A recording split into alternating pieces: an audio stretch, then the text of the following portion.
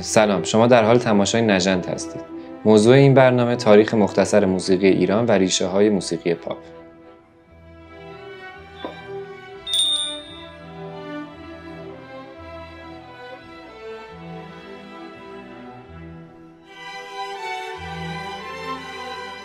موضوع این ویدیو تاریخ مختصر موسیقی ایران و ریشه های موسیقی پاپ هستش. بالاخره موسیقی یه چیزی که توی زندگی ما نقش داره و موسیقی پاپ علل خصوص، چون بالاخره هر کدوم از ما یک ساب ژانری از موسیقی پاپ رو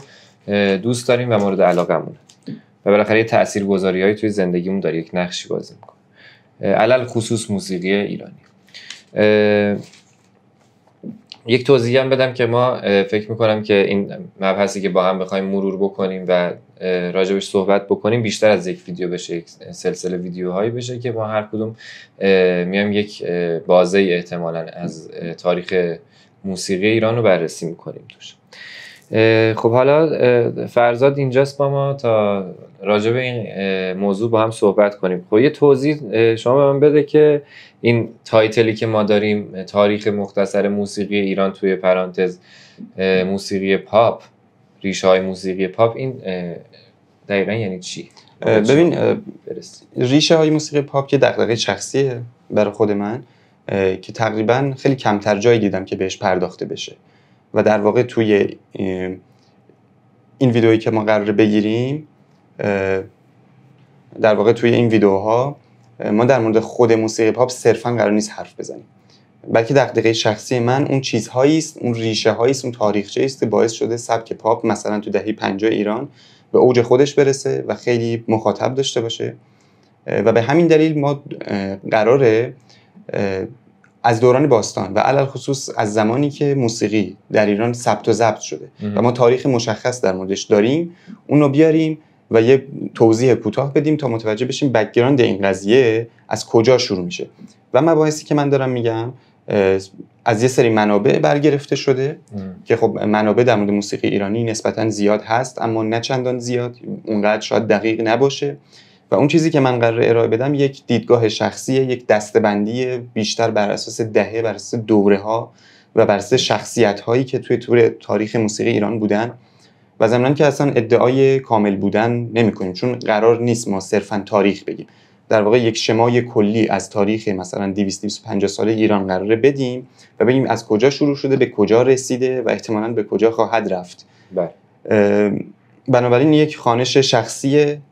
احتمالاً جدید شبیه این شاید وجود داشته اما نه با این تفصیل و یکی از دلایل مهمش هم اینه که اصولاً توی تاریخ موسیقی ایران نقاط تاریک و مبهم خیلی زیاد بوده و یه جورایی این پیش زمینه بکر هم محسوب میشه چون کسی خیلی به صورت تخصصی نیومده در موردش حرف بزنه. وقتی که ما راجع به موسیقی ایرانی حرف میزنیم راجع به چی داریم حرف میزنیم؟ موسیقی ایرانی چیست؟ به چه چیزی ما موسیقی ایرانی میگیم؟ ببین، در مورد خود عنوان موسیقی ایرانی بحث زیاده از گذشته تا الان که آیا خیلی ممکن بگن موسیقی سنتی، ممکن بگن موسیقی ایرانی، بگن موسیقی اصیل ایرانی، موسیقی کلاسیک ایرانی، موسیقی ردیفی، موسیقی ردیف دستگاهی، موسیقی آوازی، همه اینا. و این بیشتر اشاره به چیزی داره که از صدها سال قبل از منابع به دست اومده که آن موسیقی که مثلا توی ایران و فلات ایران، حوزه ایران تولید می‌شده و به گوش انسان‌های این مرز و بوم می‌رسیده توی این حول و حوش صدایی داشته تولید می‌شده که اون چیزی که به دست اومده در واقع ردیفه. خب که ما قراره بهش برسیم و خود ردیف هم یک مبحث طولانیه. در واقع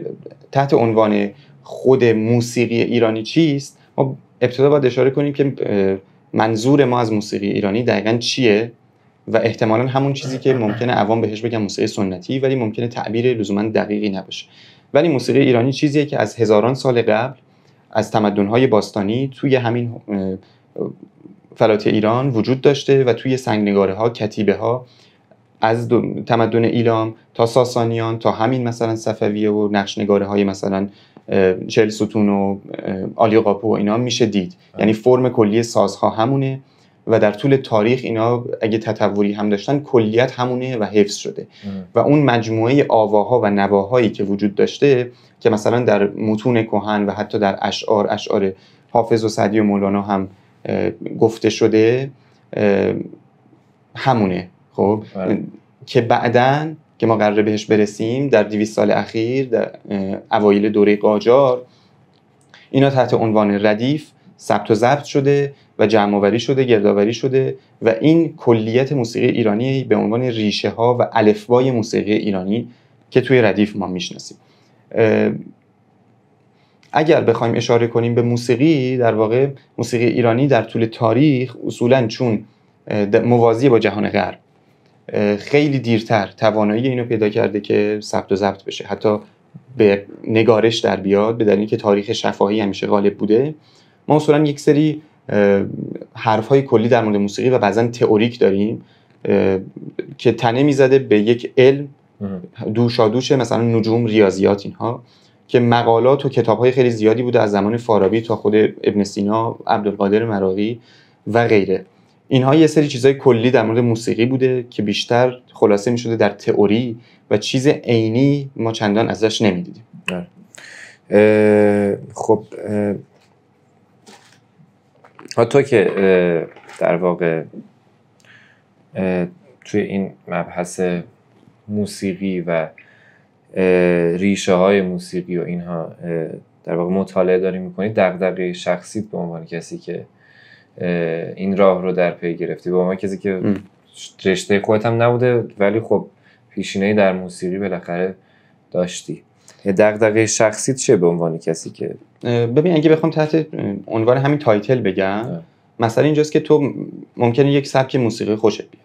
میری جذب این میشی، بعد میخوای در اون عرصه مثلا تحقیق کنی یا هر چیزی، بعد متوجه میشی که دیتا و محتوای خام خیلی وجود نداره. یعنی وقتی در مورد دوره‌های مختلف موسیقی معاصر ایران میخوای حرف بزنی، خیلی چیز زیادی ثبت و ضبط نشده، مکتوب نشده، خیلی زیاد وجود نداره و معمولا آدما اگه بخوان یه خورده عمیق بشن تو اون عرصه ارجاع داده میشن به تاریخچه ضبط تو ایران به دلیل اینکه این اولین زمانی بوده که موسیقی ضبط شده و تو فهمیدی که اون موسیقی که قبل از اینکه به نوت در بیاد دقیقاً چی بوده. درست. خب و ضمناً اینکه حالا اگه با یک گرایش مثلا علوم انسانی بخوای به این عرصه نگاه بکنیم، بخوای مثلا وارد عرصه نقد بشی، وارد عرصه تحلیل بشی، هر چیزی، مجبور میشی یه جورایی دنبال پژوهش و روایت تاریخی بری به دلیل اینکه اون ریشه ها رو یه جورایی کشف بکنی. و دغدغه شخصی خود من با زاویه دید علوم انسانی بیشتر از زمانی شکل میگیره که مثلا از اواخر صفویه انسان ایرانی با تجربه یک دیگری جهان غرب و دنیای جدید مواجه میشه و اصولا با همون اصطلاح پرتکرار تقابل سنت و مدرنیته مواجه میشه و از اونجاست که انسان ایرانی در یک تکاپویی میفته برای اینکه اون عقب ماندگی رو جبران بکنه. بله. و از همون زمانه که تو متوجه میشی توی موسیقی هم داره یه خبرایی میفته، یه اتفاقاتی میفته. خب ما الان که داشتیم صحبت می‌کردیم و تو حالا یک تاریخ مختصری سعی کردی از ریشه های موسیقی ایرانی به ما بگی، به ما بالاخره از یک زمانی در اواسط تقریبا اواخر دوره قاجار ما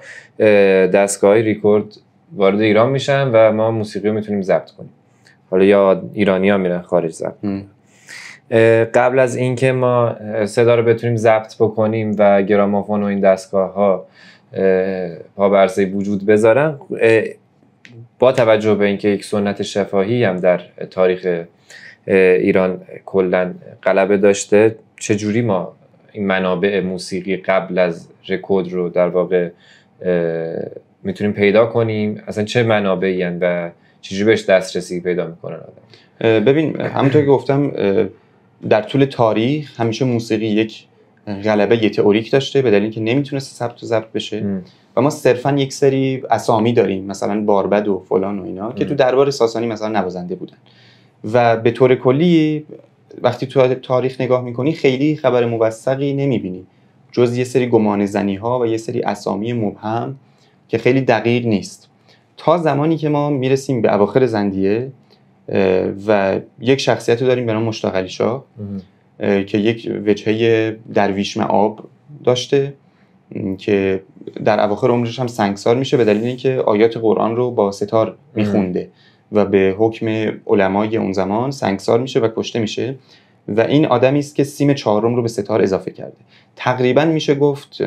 این اولین شخصیتی است که به صورت مشخص ما میتونیم ازش نام ببریم توی تاریخ معاصر موسیقی اواخر زندیه. هرچند مثلا ما تو همونطور که اشاره کردم مثلا توی دوران صفویه هم ما توی اون نگارگری‌ها و نقاشی‌هایی که وجود داره اون کلیت سازها، اون نوازندگان رو داریم می‌بینیم. اون چیزی که تحت عنوان عملجات طرب بعداً توی دوران ناصری مشخصاً هویت پیدا می‌کنه. خب ما الان رسیدیم به دوران معاصر و حالا به نظرم بقیه این مبحث رو و ادامه این مبحث رو میتونیم توی ویدیوهای دیگه توضیح بدیم. مثلا تایم آره در واقع ویدیوهای بعدی قراره از دوران ناصری و از اون زمانی که موسیقی به معنای عمومی و کلی ثبت و ضبط شده شروع. درست. متشکرم. خدا نگهدار.